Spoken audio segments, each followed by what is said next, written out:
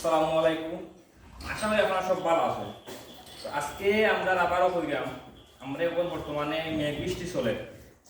তো মেঘ বৃষ্টির কারণে কারেন্ট বেশিরভাগ থাকে না। কারেন্ট না থাকার কারণে আমার অবস্থা খুবই খারাপ। আজকে আমরা এইসব আপনার গরুরে গুড়া খাওয়াইছি, আপনার ফুচিতেই পানি আইনা, তারপর গরু গরু ধুইছি ফুচিতেই পানি আইনা। তাহলে আপনার প্রবলেম ফেস করতে হবে, গরু ফার্ম মিলে করলে প্রবলেম ফেস করতে হবে। তো চাষাবাদি যায় এগ্রো ফার্ম 2026 কুরবানির লাগি আপনারা লাগি আমরা 100 গরু রেডি করছি।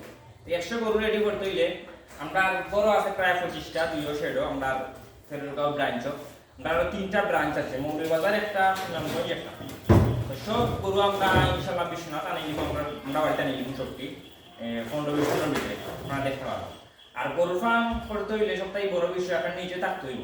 নিজে যদি না থাকুন গরু ফার্ম সম্পূর্ণ লস। আপনার কোটি টাকা তাবুক পাই, আপনার যে গরু ফার্ম করবা এটা কোনো বিষয় না।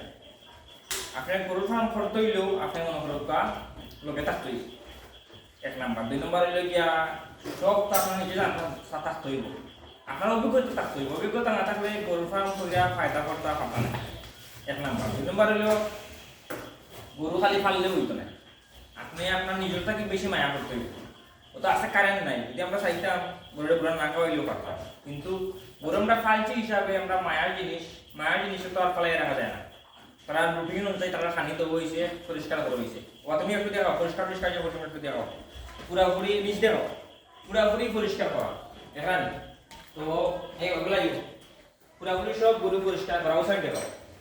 মানে আমরা মোট গরু আছে 25টা, এখন 200টা মিলাইয়া ওই সাইড নো 200টা মিলাইয়া আমরা গরু আছে 25টা। 25টার মাঝে আমরা প্রায় 15টা গরু আমার কুরবানিতে সেল হইব, বড় গরু আছে। আর আমরা 3টা ব্রাঞ্চ আছে, মৌলভীবাজার একটা আছে, সুনামগঞ্জ একটা আছে, ফেসুগঞ্জ একটা আছে। তো সব গরু আমরা ইনশাল্লাহ আনাই দিব কুরবানির 15-20 দিন আগে আমরা বাড়ি আনিয়া ইনশাল্লাহ সবাই আপনারা দেখাই। তাই বড় বিষয় শিখা গরু ফালতে হইলে সবথেকে বড় বিষয় নিজে থাকতে হইব, কষ্ট করতে হইব এবং অভিজ্ঞতা থাকতে হইব। অভিজ্ঞতা না থাকা গরু ফার্ম করে ফায়দা করতে পারতো না। আর বিজনেসও লাভ হইব লস হইব, খালি আপনার যে লাভ হইব এমন কিছু না। লাভ লস ঠিক রাখতে পারেন, ভবিষ্যতে বড় কিছু করতে পারবেন। ওকে, আসসালাম।